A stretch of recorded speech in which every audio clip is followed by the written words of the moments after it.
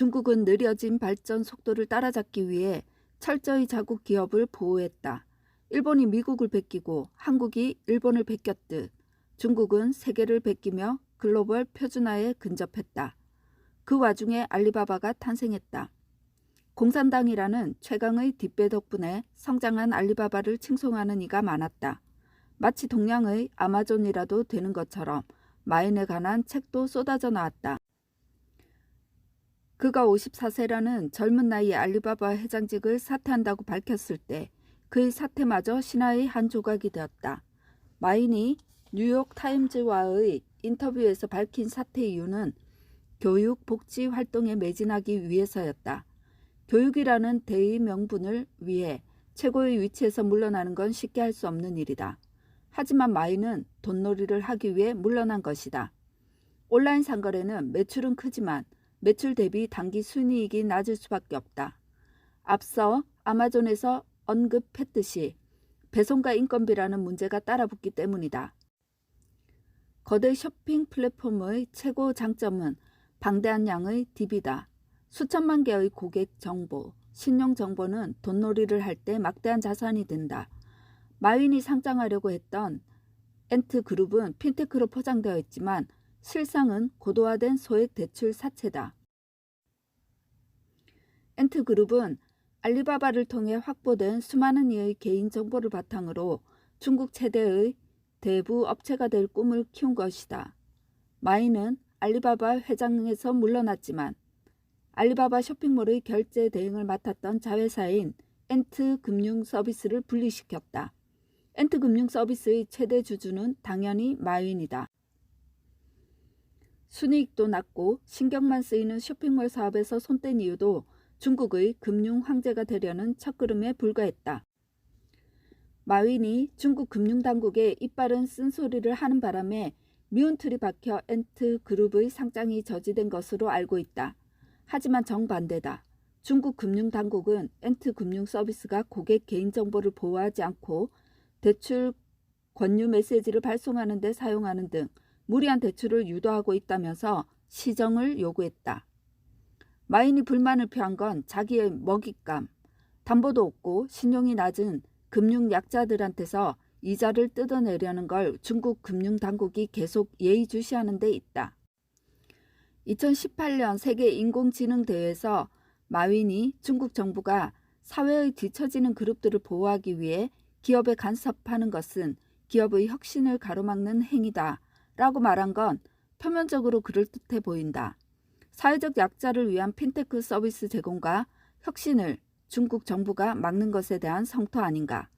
그런데 마인의 진위는 대출받기 힘든 서민들 대상으로 돈놀이 좀 하겠다는데 중국 정부가 간섭하는 건 내가 금융 황제가 되는 걸 가로막는 행위다 라는 거다. 마인이 엔트그룹을 상장시키는 목적도 결국 돈이다. 돈놀이를 크게 하려면 대출해줄 돈이 필요하다.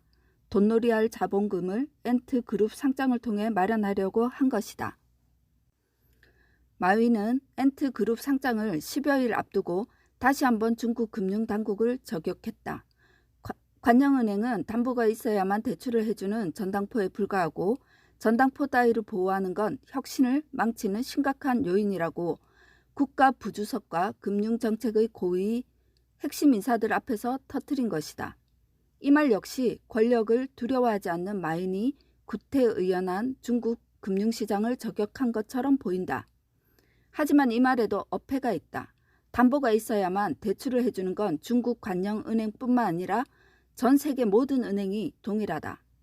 그런데 담보를 잡는 당연한 행위를 뒷골목 전당포가 담보를 잡는 것처럼 매도한 것이다. 한때 여성을 위한 대출 상품이 우후죽순 쏟아졌는데 여성 인권이나 여성의 경제적 자유를 배려해서가 아니다. 여성에게서는 추심이 쉽기 때문이다.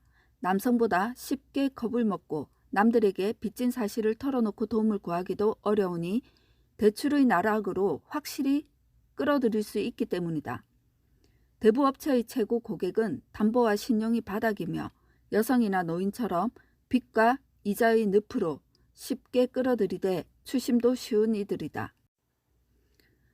마인과 엔트그룹의 1차 타깃 고객과도 정확히 일치한다. 온라인 쇼핑몰의 주 이용 고객은 여성이다. 그런 여성 고객의 개인정보와 DB가 수억 건씩 쌓여 있으면 마윈 눈에는 그게 다 돈으로 보였을 거다. 알리바바 쇼핑몰 회장 따위 때려치워도 자자손손 돈놀이를 하며 금융 황제로 살 수 있는 화수분 말이다. 엔트그룹의 상장이 취소된 건 마윈이 독재 정권의 구태의연한 금융 작태를 비판해서가 아니다. 중국의 포식자인 공산당이 부동산과 현금 흐름을 통제해야만 하는데 마윈이 이에 도전장을 내밀었기 때문이다. 위안화가 근미래에 기축통화로 인정받는 환상을 품고 있는 중국 정부 입장에서 중국 인민 전체에 가까운 DB를 바탕으로 금융시장을 정복하려는 마윈은 꺾어야 마땅할 싹일 뿐이다. 중국에서 금융 황제가 된다는 건 곧 세계 금융의 황제가 된다는 것과 다를 게 없다. 알리바바 창업주이자 회장이었음에도 알리바바 주식을 소량만 보유한 상태에서 한창인 50대에 회장직을 내려놓은 청렴한 사업가, 스타트업으로 시작해 유니콘이 되고 전 세계적 쇼핑몰로 알리바바를 키워낸 창업의 아이콘이 지금껏 브랜딩한 마윈의 모습이다. 마윈과 알리바바가 클 수 있었던 건 공산당이 뒷배를 봐줬기에 가능했는데 스스로의 신화에 취한 마윈이 선을 넘어버렸다. 중국은 호랑이 새끼를 키운 꼴이 되었다. 하지만 호랑이의 발톱과 이빨을 뽑는 건 어려운 일이 아니다. 중국과 일본의 금융시장은 사회주의에 근간하고 있다는 걸 잊어서는 안 된다. 그 말은 곧 중국과 일본 모두 믿고 투자하기가 어려운 시장이라는 말이다. 큰 도둑과 작은 도둑 정도의 차이일 뿐이다.